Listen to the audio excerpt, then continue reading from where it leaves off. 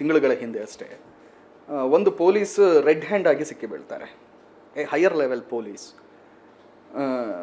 ಅವರನ್ನು ಬಂದು ಎಲ್ಲರೂ ಅರೆಸ್ಟ್ ಮಾಡ್ತಾರೆ, ಅವರನ್ನು ಹಿಡಿತಾರೆ. ದುಡ್ಡು ತಗೊಳ್ಳುವಾಗ ಆ ಮನುಷ್ಯ ಕಿರ್ಚಾಡಿಬಿಟ್ರು. ನನಗೆ ಹೆಸರಿಗೆ ನೆನಪಾಗ್ತಾ ಇಲ್ಲ, ನೀವು ಕೂಡ ನ್ಯೂಸ್ ನೋಡಿರ್ತೀರಿ. ಕಿರ್ಚಾಡಿ ಏ ಏ ಏ ಏ ಏ ಅಂತ ಹೇಳ್ತಾ ಇದ್ದಾರೆ. ದ ಫ್ರಸ್ಟ್ರೇಷನ್ ಏನು ಹೇಳುತ್ತೆ ಅಂತ ಹೇಳಿದ್ರೆ, ಐ ಆಮ್ ಎ ಪೊಲೀಸ್, ನಾನೆಲ್ಲರಿಗೂ ಏ ಏ ಅಂತ ಹೇಳ್ತಿದ್ದೆ, ನಾನು ಅರೆಸ್ಟ್ ಮಾಡ್ತಿದ್ದೆ, ನೀವು ಹೆಂಗೆ ನನ್ನನ್ನು ಅರೆಸ್ಟ್ ಮಾಡ್ತೀರಿ ಅನ್ನೋ ಭಾವನೆ ಅದು. ನನ್ನ ಪ್ರಕಾರ ಏನಾಯಿತು ಅಂದರೆ, ಲೋಕಾಯುಕ್ತ ಅವ್ನಿಗೆ ಹಿಡ್ದಾಕ್ದಾಗ, ದುಡ್ಡು ತೊಗೊಂಡು ಹಿಡ್ದಾಕ್ದಾಗ, ಪೊಲೀಸ್ ಹಿಡ್ದಾಗ, ಅವ್ನು ನೆವರ್ ಎಕ್ಸ್ಪೆಕ್ಟೆಡ್ ದಟ್. ಅವನು ಆ ವ್ಯಕ್ತಿ, ಆ ಪೊಲೀಸ್ ಇನ್ಸ್ಪೆಕ್ಟರ್ ಏನಿತ್ತು ಅವ್ನು ಎಕ್ಸ್ಪೆಕ್ಟ್ ಮಾಡಿರಲಿಲ್ಲ.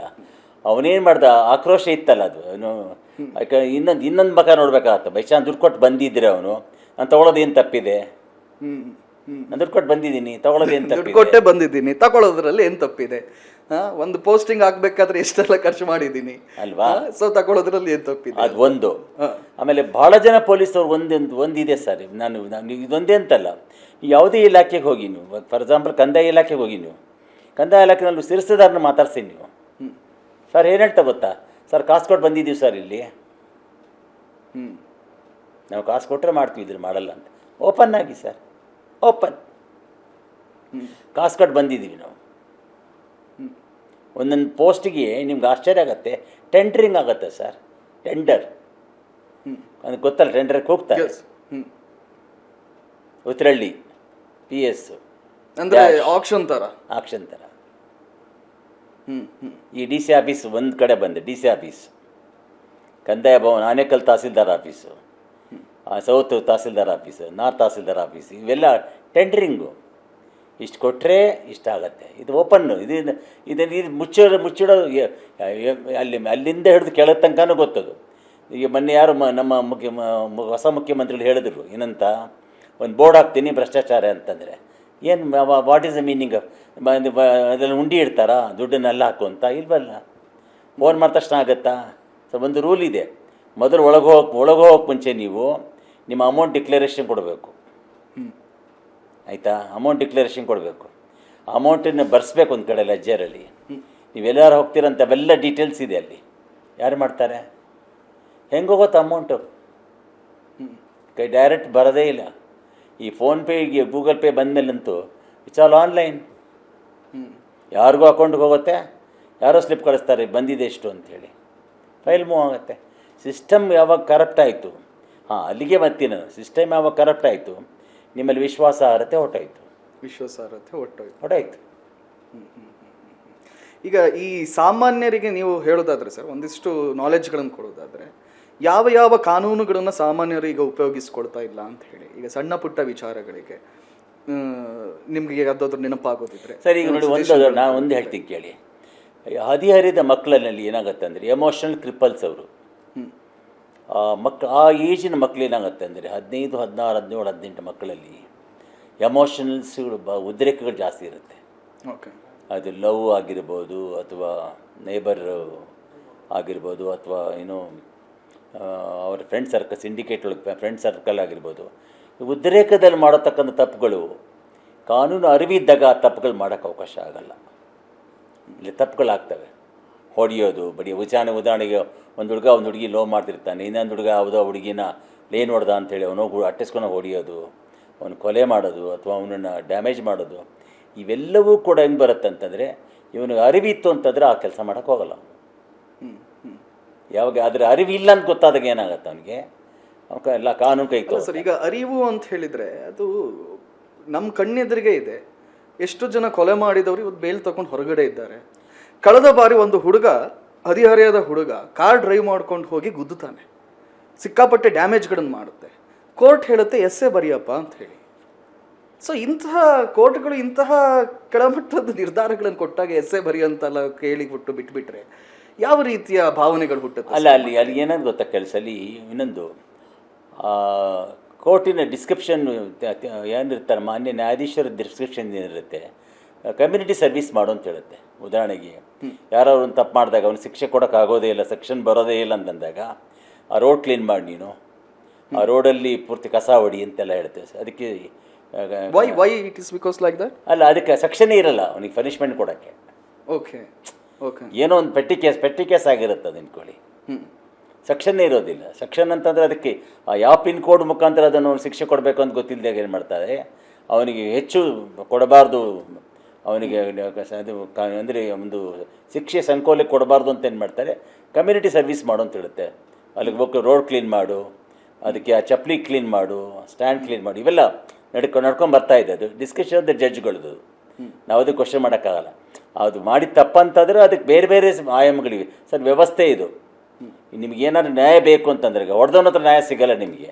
ನಿಮ್ಗೆ ಇನ್ನೊಬ್ಬರು ಬೇಕು, ಥರ್ಡ್ ಪಾರ್ಟಿ ಬೇಕು ನಿಮಗೆ. ಯಾರು ಪೊಲೀಸ್ ಇಲಾಖೆ ಆಗ್ಬೋದು. ಇದು ನನಗೆ ನಾಯಿ ತೊಗೊಳ್ಳಿ ಎಕ್ಸಾಂಪಲ್ಲು. ನಾಯಿ ಸಾಕ್ತಿದ್ದೀರಿ ನೀವು, ನಾಯಿ ಕರ್ಕೊಂಡು ಹೋಗ್ತಿದ್ದೀರಿ, ನಾಯಿ ಯಾರೋ ಕಚ್ಚಿಬಿಡ್ತು. ನೀವು ಹೇಳ್ಬೋದು ನಾನು ಕಚ್ಚಿದ್ದಲ್ಲ, ನಾಯಿ ಕಚ್ಚಿದ್ದು ಅಂತ ಹೇಳ್ತೀರ.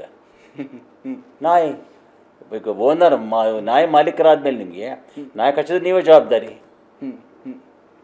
ಒಂದು ಮನೆ ಯಾವುದೋ ಒಂದು ಡಿಕ್ಲರೇಷನ್ ಆಯಿತು, it is your responsibility to take care of your dog. ಕಚ್ಚಿದ್ರೆ ನೀನೇ ಜವಾಬ್ದಾರಿ ಅದಕ್ಕೆ. ಕೆಲವು ಹೋಗ್ತಾರೆ ಪಾರ್ಕಾಗಿ ತೊಗೊಂಡೋಗ್ಬಿಟ್ಟು. ಕೆಲವು ಕಾನೂನಿಗೆ ಪ್ರತಿರೋಧ ಮತ್ತು ಪ್ರತಿಕ್ರಿಯೆ ಎರಡೂ ಇದೆ. ಓಕೆ, ಅದನ್ನ ಅರ್ಥ ಮಾಡ್ಕೊ. ಈಗ ಏನಾಗುತ್ತೆ ನಿಮಗೆ ನೋಡಿ ಸರ್, ಈಗ ಒಟ್ಟಾಗಿ ಹೇಳ್ಬಿಡ್ತೀನಿ ತಾಳಿ. ನಿಮಗೆ ಎಲ್ಲಿ ತನಕ ಒಂದು ಸಿಸ್ಟಮಲ್ಲಿ ಕೆಲಸ ಮಾಡ್ತಿರ್ಬೇಕಾದ್ರೆ ಆ ಸಿಸ್ಟಮಲ್ಲಿರತಕ್ಕಂಥ ಲೋಪದೋಷಗಳಾಗಿರ್ಬೋದು ಅಥವಾ ಕಾನೂನಿನ ರಕ್ಷಣೆ ಆಗಿರ್ಬೋದು, ಅದನ್ನು ಅರ್ಥ ಮಾಡ್ಕೊಂಡ್ರೆ ಅರ್ಧ ಸಮಸ್ಯೆ ಕಡಿಮೆ ಆಯಿತು ಅಂತ ಅರ್ಥ. ಇಲ್ಲದಿದ್ರೆ ಸಮಸ್ಯೆ ಉಲ್ಲಣ ಆಗ್ತಾ ಹೋಗುತ್ತೆ. ನೀವು ಗ್ರಜ್ಜು ಡೆವಲಪ್ಮೆಂಟ್ ಮಾಡ್ತಾ ಹೋದಾಗ ಏನಾಗುತ್ತೆ, ನಿಮಗೆ ಅದು ನಿಮಗೆ ಎಳ್ಕೊಂಡು ಹೋಗ್ತಾ ಹೋಗುತ್ತೆ. ಈಗ ಚೆಕ್ ಬೌನ್ಸ್ ಕೇಸ್ ಆಯಿತು ಅಂತ ಇಟ್ಕೊಳ್ಳಿ. ಚೆಕ್ ಬೌನ್ಸ್ ಕೇಸಿನಲ್ಲಿ ಏನಾಗುತ್ತೆ, ನೀವು ಕೋರ್ಟ್ಗೆ ಹೋಗ್ತೀರಾ, 138 ಅದ್ರಲ್ಲಿ ಹಾಕೋತೀರಿ, ಕೇಸ್ ನಡೀತಾ ಇರುತ್ತೆ ವರ್ಷಂಗಟ್ಲೆ.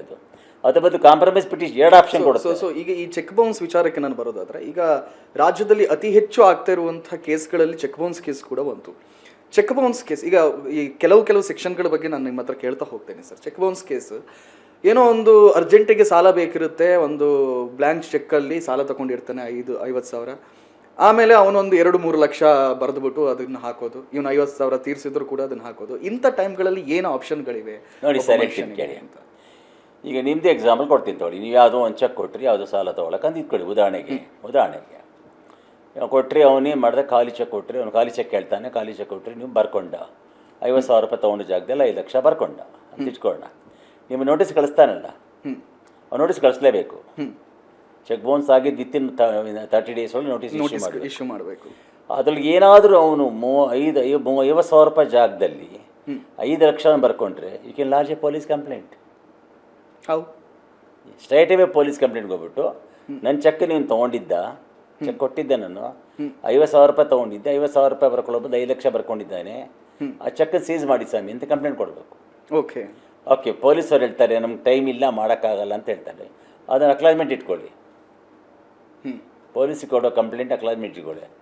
ಅವನು ಇನ್ ಕೇಸ್ ಕೋರ್ಟಿಗೆ ಹೋದರೂ ಕೂಡ ಬರೀ ಯಾವೊಂದು ಪೊಲೀಸ್ ಏನು ಕೊಟ್ಟಿರ್ತಾರೆ ಅಪ್ಲಿಕೇಶನ್ನು, ಅಪೀಲ್ ಕೊಟ್ಟಿರ್ತೀರಿ ಸ್ಟೇಷನ್ಗೆ, that will help you in the court. Okay, court ಏನು ಕೇಳುತ್ತೆ, ನೀವು ನಿಮ್ಮ ಹತ್ರ ಏನೂ ಇಲ್ಲ ಅಂದ್ರೆ ಕೊಡಿ. Even otherwise supreme court order ಇದು. Even otherwise also court will also accept. ಅವನ ಎನ್ಕ್ವೈರಿ ಕರೆಯುತ್ತದು. ಯಾವ ರೀತಿಯಲ್ಲಿ ಚೆಕ್ ಕೊಟ್ಟಾಗ ನೀವು ಮೋಸ ಮಾಡಿದಾಗ ಯಾವ ರೀತಿ ವಸೂಲಿ ಸರಿ ಮಾಡ್ಕೊಳ್ಳಿಕ್ಕೆ ಅದೇ ತರ ನೀವು ಸಾಲ ಕೊಟ್ಟಿದ್ದನ್ನ ವಸೂಲಿ ಮಾಡೋಕ್ಕೂ ಕೂಡ ಒಂದು ಕಾನೂನು ಮೆಥಡ್ ಇದೆ. ಸಣ್ಣ ಪೇಪರ್ ಕೂಡ ಒಪ್ಕೊಳ್ಳುತ್ತೆ ಕೋರ್ಟು. ಸಣ್ಣ ಪೇಪರು ಬೈ ಚಾನ್ಸ್ ಅವನು ಮತ್ತೆ ಒಂದಿಷ್ಟು ಅಮೌಂಟ್ ಕೊಟ್ಟು ತೊಗೊಂಡೆ ಅಂದಿಟ್ಕೊಳ್ಳಿ, ಸಣ್ಣ ಪೇಪರ್ ಬರ್ಕೊಟ್ಟ, ಒಂದು ಸಿಗರೇಟ್ ಚೀಟಿಗಳು ಬರ್ಕೊಟ್ಟ, ಅದು ಕೂಡ ಕೌಂಟ್ ಆಗುತ್ತೆ. ಇದೊಂದು ಸಾಮಾನ್ಯ ಸಮಸ್ಯೆ ಬಗ್ಗೆ ನಾವು ಡಿಸ್ಕಸ್ ಮಾಡಿದ್ವಿ. ಅದಕ್ಕಿಂತ ಈಗ ಇನ್ನೊಂದು ಸಾಮಾನ್ಯ ಸಮಸ್ಯೆ ಬಗ್ಗೆ ಹೇಳ್ತೀವಿ ಸರ್. 11 ತಿಂಗಳ ಅಗ್ರಿಮೆಂಟು, ಆತ ಹೋಗಿ ಅಲ್ಲಿ ಅಡ್ವಾನ್ಸ್ ಕೊಟ್ಟ, ಜಾಯಿನ್ ಆದ, ಆದರೆ 3 ತಿಂಗಳಿಗೆ ಅನಿವಾರ್ಯವಾಗಿ ಬೇರೆ ಕಡೆಗೆ ಹೋಗಬೇಕಾಯ್ತು ಅಂತ ಎಣಿಸ್ಕೊಳ್ಳಿ. ಹೋಗಬೇಕಾದ್ರೆ ಈ ಅಗ್ರಿಮೆಂಟ್ ಇದೆ ಕಣಪ್ಪ, ಹಾಗಾಗಿ ನಾನು ಅಡ್ವಾನ್ಸ್ ವಾಪಸ್ ಕೊಡಲ್ಲ, ನೀನು 11 ತಿಂಗಳದ್ದು ಬಾಡಿಗೆ ಕೊಡಲೇಬೇಕು ಅಂತ ಅವ್ರು ಹೇಳ್ತಾರೆ. ಹಾಗಿಲ್ಲ.